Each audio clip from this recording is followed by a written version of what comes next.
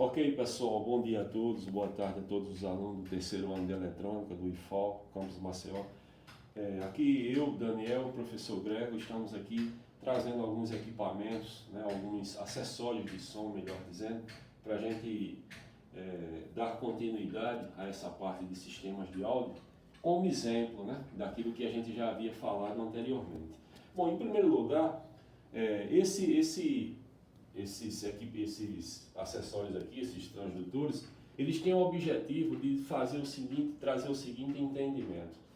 No encontro passado, a gente falou sobre crossovers, né? Esse tipo de filtro aqui, ó, isso aqui são crossovers passivos, né? É um conjunto de filtros, um conjunto de combinações R, L e C, geralmente. Né? Esses filtros podem ser passa-baixas, passa-altas, passa-banda e rejeita-faixa, né? 4 tipos de filtro. E esses crossovers, né, pouco importa se sejam passivos, no caso, somente seleção, né? Pré-selecionamento de frequência, ou se ativos, que eu vou mostrar no próximo vídeo, pouco importa a categoria do crossover. O crossover ele é um equipamento, ele é um circuito que ele tem praticamente duas funções num sistema de áudio. Em primeiro lugar, o nome já está dizendo, ele separa, né, várias faixas de frequência do mesmo sinal, né? Com o objetivo de aplicar essas faixas específicas nos transdutores apropriados, nos falantes, né? Bom, porque acontece o seguinte, na prática, né, da engenharia de som, a gente vê que nenhum transdutor, nenhum alto-falante, ele é capaz de produzir toda a faixa do espectro audível do ser humano, que é de 20 Hz a 20 kHz. Né? Então, todo fabricante de transdutor, alto-falante, né, no caso aqui, tem essa limitação. Não existe um alto-falante que ele reproduza com fidelidade, eficiência, né, e boa potência e inteligibilidade toda a faixa do espectro da banda passante audível. Né? Então, como existe essa grande limitação, o que é que acontece? Entram em ação os crossovers, né? Que são filtros especiais que têm a função básica de separar o sinal segundo faixas de frequências específicas.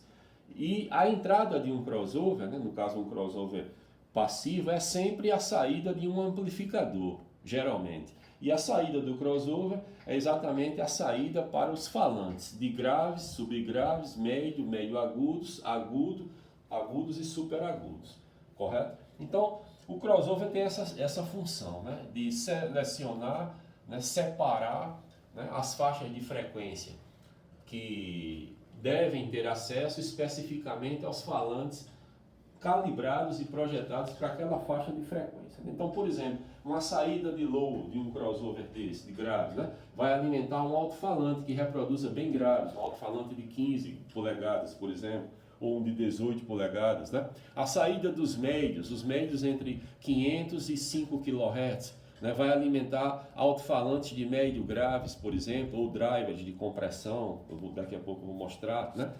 A saída high, né, do crossover vai alimentar tweeters, super tweeters, né, ou TIs que trabalham com faixa de frequência a partir de 5 kHz até 20 kHz, 25. Então a função do crossover é exatamente essa, separar o sinal conforme a faixa de frequência, né, compatível com a frequência de operação dos transdutores, dos falantes, correto? Existem basicamente, né, Grego, duas categorias de crossovers, os passivos e os ativos. Qualquer que seja a categoria, eles têm essa função. E como eu falei, a segunda função do crossover, né, tão importante quanto a primeira que eu falei, é exatamente proteger os falantes, né, contra sinais de frequências abaixo do mínimo permitido, correto? Então, por exemplo, um crossover, um filtro passa altas, né? Ele tem uma frequência de corte inferior, em torno, vamos supor, de 4,5 kHz, né? Para quê? Para proibir que um sinal abaixo de 4,5 kHz, né, tente atravessar um supertweet e, consequentemente, danifique a bobina por superaquecimento. Daqui a pouco eu vou mostrar. Né? Um crossover passa baixas, por exemplo, né?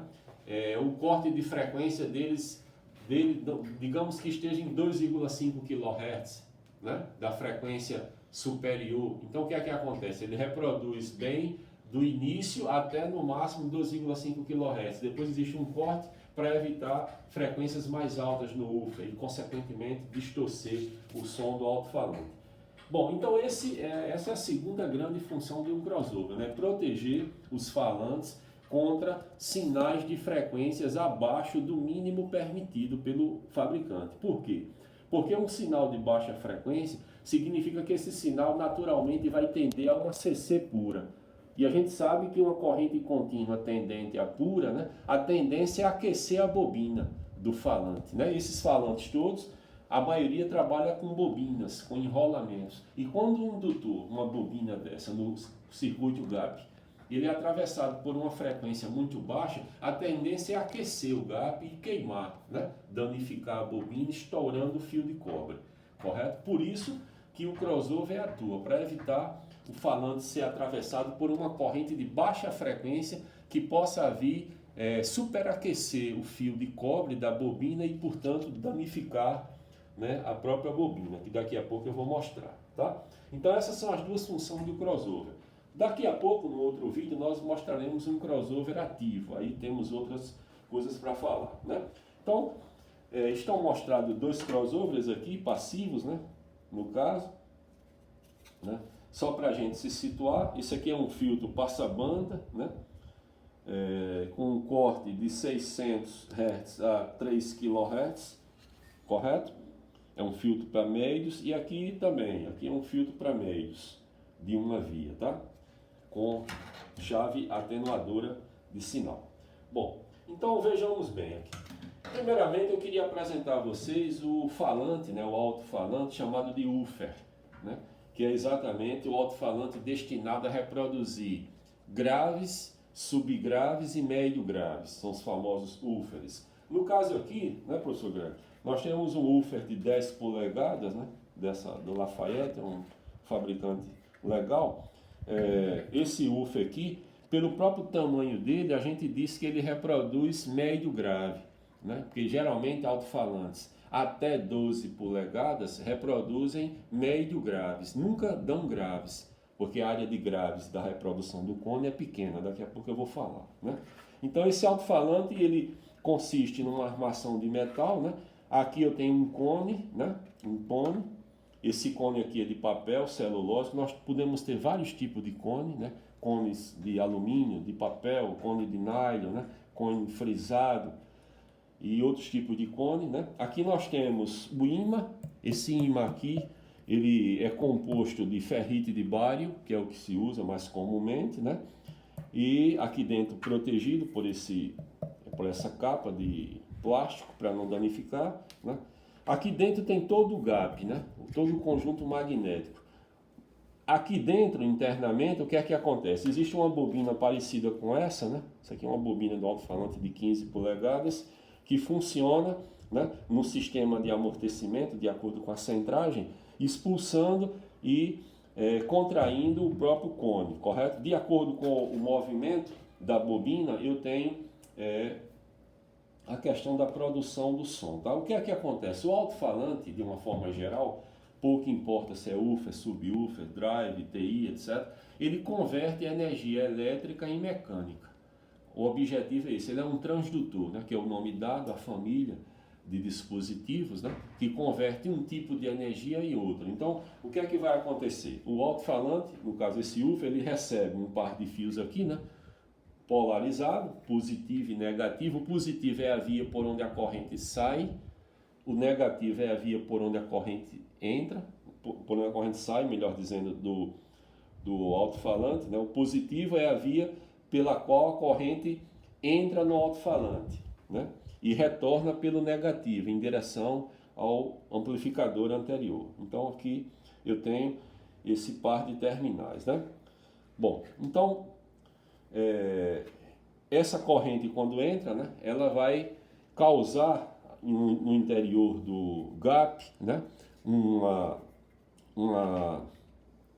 movimento, né, desse cone por causa da interação do campo eletromagnético que acontece, né, através de linha de força. Então eu consigo produzir por esse movimento de expulsão e retração, né, uma vibração mecânica que se traduz em som, um som audível, um programa musical, por exemplo, né? Bom, sem querer entrar em muitos detalhes, então aqui nós temos um alto-falante de 10 polegadas, né, que gera médio grave, né? Para você ter uma ideia, o tamanho do alto-falante diz o quanto ele é fiel na reprodução de frequência, né? Só por curiosidade, essa parte menor aqui do woofer reproduz os agudos, a parte maior os médios e a parte maior os graves, né? É sempre assim, agudos embaixo, médios no meio, graves em cima. Por isso que quanto maior o falante, mais grave ele reproduz e, consequentemente, mais impacto. Aqui nós temos um alto-falante de 15 polegadas da ETM, né? Um equipamento já um nível mais profissional, né? Com um imã pesado, do tipo pesado, 8 ohms, 800 watts, deve dar na faixa de 250 watts RMS, mais ou menos, 250, 300 watts RMS, 8 ohms, tá?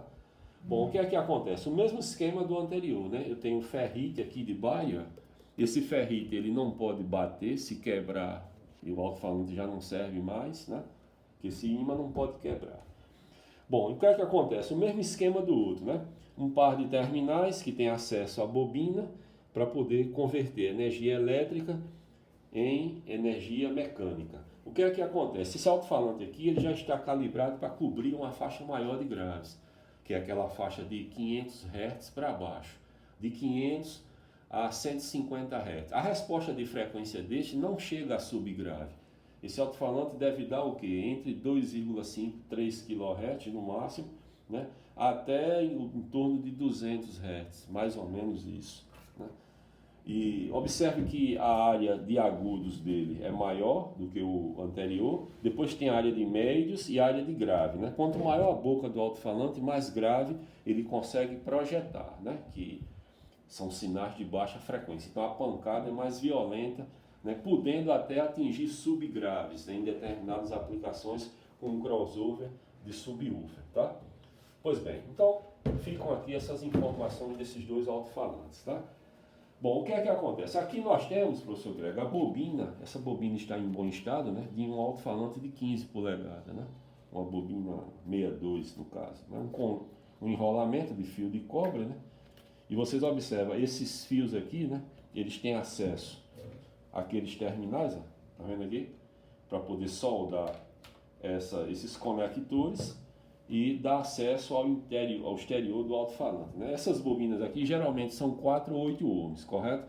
Quando elas entram em curto, elas ficam todas pretas, né? Aqui no meio, ou então abre. Geralmente a bobina abre, né? E essa bobina ela não pode ser atravessada por uma corrente muito baixa tendente a descer, que a tendência é aquecer e danificar. Existem alto-falantes especiais que eles são ventilados, né? Tem um sistema próprio de ventilação, né, para trabalhar com potências maiores, ok? Bom, aqui nós temos outros tipos de falantes, né? Nós temos aqui o driver. O driver ele é um dispositivo transdutor, né, que ele é concebido para projetar bem, para trabalhar bem na área de médios e médio agudos. Existem vários tipos de driver. O driver de compressão, né, fenólico, que só reproduz médios, né? O driver do tipo TI, né, o driver do tipo TI, faixa estendida, ele cobre bem a parte de médios e agudos. No caso, esse é o D205 da Celeno, TI. Né? Existe o drive de neodímio também, TI, que cobre bem médios e médios agudos. Né? E esse drive, quanto maior o drive, né, maior a eficiência do drive. Né? Porque maior é o ímã, maior a capacidade de produzir o médio agudo forte. Né? Bom, então esse drive aqui é um drive TI da Celeno, um dispositivo bastante caro, um drive desse. Quanto maior o drive, maior a eficiência, mais caro fica o drive, né? Bom, aqui nós temos um driver fenólico, né? Esse drive aqui, ele só reproduz médios, só a faixa de médios, né? Que é a faixa, em tese, a partir de 500 Hz até o que? 4 kHz geralmente, né? Então, de 500 a 4 kHz é a faixa de médio. Aí o fabricante disponibiliza, né, qual faixa de cobertura o drive mesmo reproduz. Mas esse drive aqui ele só reproduz os médios. Né? É um drive PD áudio de boa capacidade, um médio muito limpo, muito inteligível. Tá? Bom, nós temos aqui um outro driver, um driver TI mais econômico, né, o DT180, né, da Selene, é um equipamento que é muito eficiente, né, para cobertura de pequenas distâncias, né? Isso é um driver do tipo TI, né? Não chega a ser um TI, mas não é um super tweeter, é uma espécie do drive TI, né? Que ele cobre médios e agudos ao mesmo tempo. É um drive de faixa estendida, os drivers do tipo TI, correto? Bom, em 8 ohms no caso, geralmente eles são de 8 ohms, ele tem uma corneta difusora, né? Ok? E esses drives aqui, só tenho 3 tipos de drives que eu trouxe para mostrar a vocês. A eficiência desse driver vai também pelo chamado difusor acústico. Então nós temos vários tipos de difusor. Esses difusores aqui, também chamados de cornetas, né? Essas cornetas servem para você aproveitar melhor, né, a sonoridade do drive, correto? Porque se você não colocar a corneta, o som dispersa na lateral e você perde a eficiência. Então a corneta ou difusor acústico tem essa utilidade, né, de concentrar som na garganta do drive, geralmente 2,5 polegadas, e projetar esse som para fora. No caso aqui, isso aqui é uma corneta exponencial, tá? De curta distância, tá? Aqui nós temos uma corneta do tipo quadrada, né, birradial, uma corneta para curta distância. Quanto mais curta a corneta, mais som ambiente ela projeta, correto? Então ela cabe em qualquer driver, porque isso aqui é universal, é 2,5 polegadas. Por exemplo, cabe aqui, ó, você pode ver, correto? Está rachado direitinho. Perfeito. Então, o que é que acontece? Aqui vai sair a fiação para o crossover, né? E fica dentro da caixa de som preso dessa forma. Você só vê assim. Então tem o difusor da corneta e tem o próprio ambiente externo da corneta, que vai fazer o processo de difusão do som, né, médio agudo, projetado pelo transdutor, ok? Para melhor aproveitar essa sonoridade aí. Bom, uma outra opção é esse tipo de corneta aqui também, né? Uma corneta exponencial, que pode caber, por exemplo, nesse driver aqui, ó. Correto? Isso aqui é um padrão, praticamente a garganta 2,5 polegadas. Correto? Aqui o driver está aberto, ó. Perfeito? Bom, uma outra possibilidade é esse tipo de corneta aqui. Essa é a corneta birradial, né? Uma corneta de projeção grande nas laterais de forma birradial. Então ela abre muito, tanto nas laterais como na longitudinal, tá? Dependendo da posição em que ela se encontra. Né? Uma corneta LC, a corneta LC015, né, da Ludovico, outro fabricante qualquer, que tem a função de difundir o som do driver, médio agudo ou agudo, num ambiente mais de curta distância, mas de grande projeção, nas laterais e na longitudinal, correto? Repare que ela cabe aqui, nesse drive de garganta 2,5, né? Porque isso aqui é um padrão universal, praticamente nós temos assim. Né? Ou então também esse drive pode caber numa corneta maior, depois eu vou mostrar ali a você. Então geralmente quando utiliza rosca no drive, ele se fixa a corneta através de uma rosca 2,5, correto? Aqui no caso ele é pesado, né? Vai ter que colocar um anteparo dentro da caixa de som para evitar pancada e quebrar a corneta, porque esse drive é mais pesado, tá? A gente bota uma alça de suporte para poder fazer a projeção, ok? Bom, então é uma corneta birradial LC015, tá? Bom, aqui nós temos o que? Uma corneta já um nível mais profissional, né? Uma corneta exponencial de longa distância, onde eu posso conseguir projetar som numa distância muito grande exponencialmente, né? Daqueles tiros de médio agudo para longa distância, né? Então, oi, alô, alô, a gente consegue perceber logo, né? Você imagine um driver acoplado aqui, né, com um volume maior, né, uma sensibilidade grande. Então isso aqui consegue projetar som para uma distância tremenda, né? Bom, geralmente essas cornetas elas são abertas aqui, porque aqui em cima vai ficar um anteparo dentro da caixa de som, né? E ela tem esse flange adaptador. Esse flange a gente compra por fora. Se eu quiser usar um drive aqui de rosca, eu arranco esse flange e esses parafusos aqui da própria corneta vão prender no drive aqui, com um adaptador apropriado, tá, para ele. Ou então com o próprio adaptador flange, né? Como vocês observam aqui, ó, esse flange é um flange de 2,5 polegadas. Vocês observem aí, né, que ele trabalha dessa forma, ok? Pois bem, então é uma outra opção, tá? Corneta de longa distância, exponencial, né? Produz grandes SPLs, né? Que é nível de pressão sonora, a uma distância bem maior. E aqui nós temos também uma corneta, né, que espalha muito som nas laterais, né, e na longitudinal de forma exponencial. Uma corneta birradial para um driver de maior capacidade, por exemplo, D405 e outros drivers de maior capacidade. Repare que geralmente a gente coloca um adaptador, né, para o flange de 2,5, ou então tira o adaptador onde a própria corneta tem parafusos e fixa no próprio driver, aqueles drivers grandes. Essa corneta ela é montada, né, um dispositivo bastante caro, aqui em Maceió a gente não encontra isso. E isso aqui é muito usado em carros de propaganda, né, essas combis de som, onde eu tenho que propagar som com muita eficiência a grande distância, né?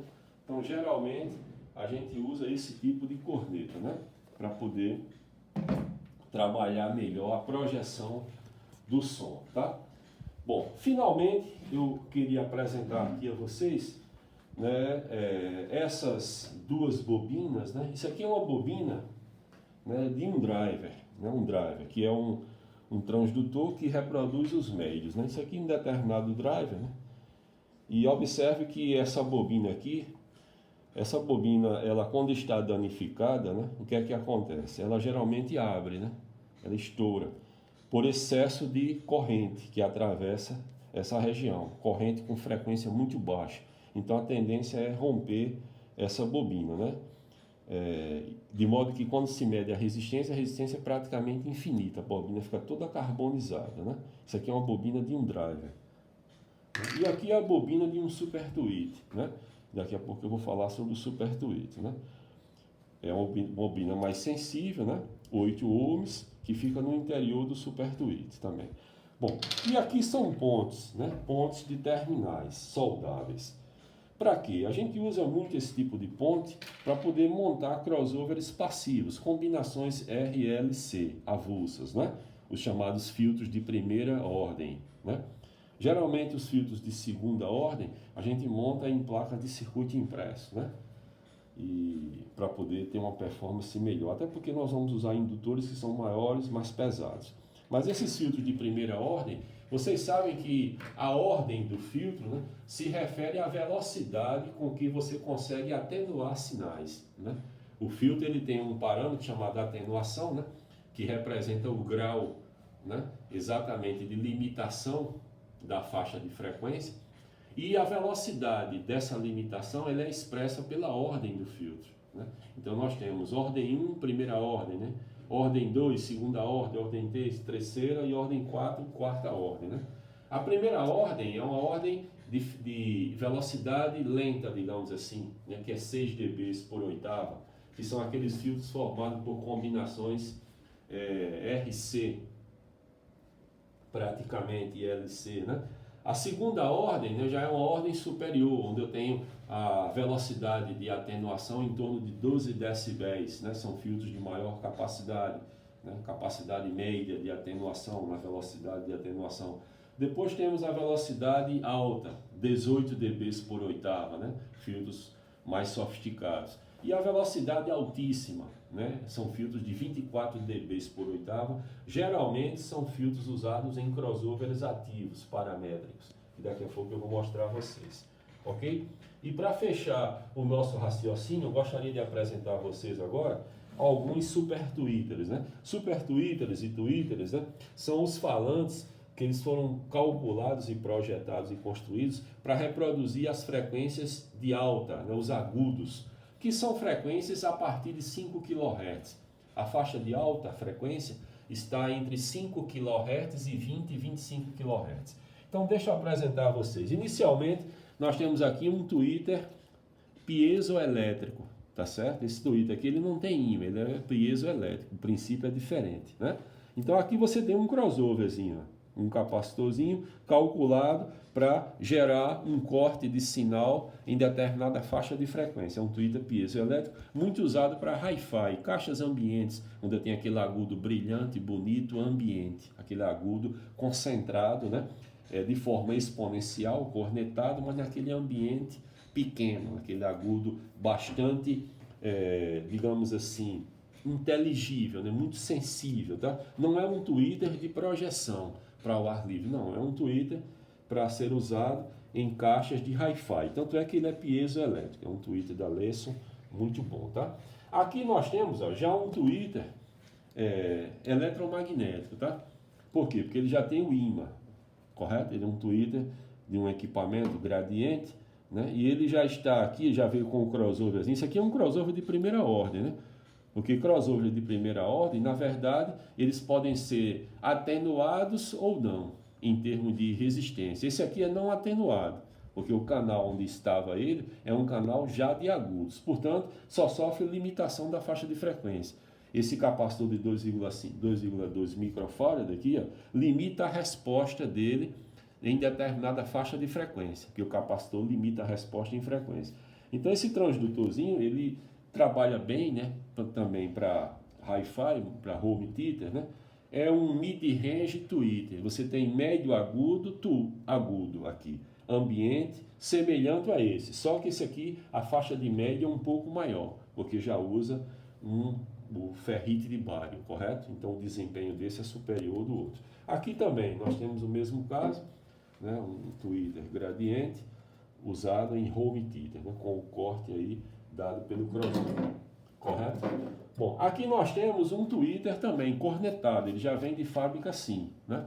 É um tweeter piezoelétrico também. Esses tweeters piezoelétricos eles não têm cura, né? Quando danifica é descartável, não tem como consertar, correto? Então o segredo é saber trabalhar, saber calcular e projetar um crossover aqui para não danificar, porque se ele abrir você tem que jogar fora, não tem como consertar.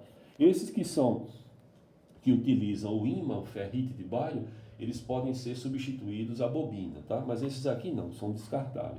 Então esse aqui é o que a gente geralmente vê em caixas de som que vende feitas, né, em supermercado, etc. É um tweeter piezoelétrico, né, de baixa capacidade, mas o suficiente para uma sala, digamos, de 20 metros quadrados, tá? Ele dá agudos aqui de 5,7 kHz até 15 kHz mais ou menos, tá? Bom, então esses são tweeters, né? Existem também super tweeters, né? Que são aqueles tweeters usados em maior eficiência do áudio. Eu quero um agudo mais projetado, mais dilatado, né? Mais ao ar livre, com maior projeção. Então eu posso usar e devo usar os famosos super tweeters. Aqui nós temos um driver tweeter, né? Ou seja, um tweeter de faixa estendida. Ele dá médios e agudos da HB. É um equipamento já profissional, tá? Muito usado quando se encontra em carros, né? Um tweeter automotivo. Ele é cornetado, exponencial, e ele é um equipamento que produz médio agudo, tá? Eu consigo produzir médios, cobrir bem a faixa de médios, até o que? Na faixa de 2,5 kHz até praticamente 20 kHz. Então ele cobre a faixa de médio, que é de 500K a 5K, ele deve cobrir 3, 2,5 kHz em diante. Aí entra na faixa dos agudos até 18, 20 kHz, tá? Bom, então observe que ele já está com um crossover aqui, ó, um crossoverzinho de primeira ordem, né, que eu coloquei. Bom, então é um dispositivo bem interessante, com um nível de projeção, né, bastante intenso em relação aos tweeters piezoelétricos. Esse aqui é um tweeter que usa o ferrite de bário, né, ele tem ímã, ok? Cornetado, longa distância. Aqui nós temos um tweeter mais especial, né? Um tweeter já é o HST 600, né, da Trinium, um tweeter bem mais sofisticado, bem mais eficiente, potência bastante alta, como você observa aí, né? Esse tweeter deve dar o quê? Deve dar quase 200 watts RMS, mais ou menos. É um tweeter mais profissional, um tweeter muito caro, né? E de grande eficiência, usado para você montar treios elétricos em carros, caixas de alta profundidade de som. Então, o corpo do tweeter, né, denuncia já quem ele é. É um equipamento realmente muito maior eficiência. 8 ohms, né? Tem difusor exponencial, né?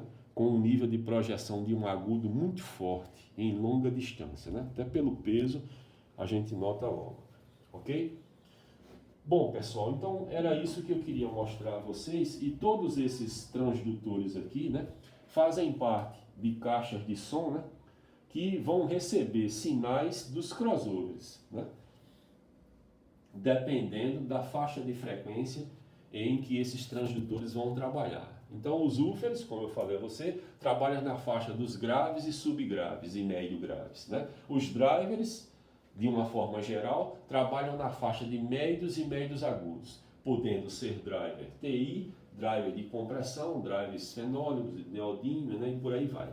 E os super tweets, que são esses últimos que eu apresentei, que vão cobrir a faixa de agudos, né, e super agudos, a partir de 5 kHz até 20 kHz. Né? E os difusores acústicos, que são essas cornetas aí, que tem o objetivo de concentrar som, aumentar a eficiência e o prolongamento de som gerado pelos drivers e drivers tweeter, né?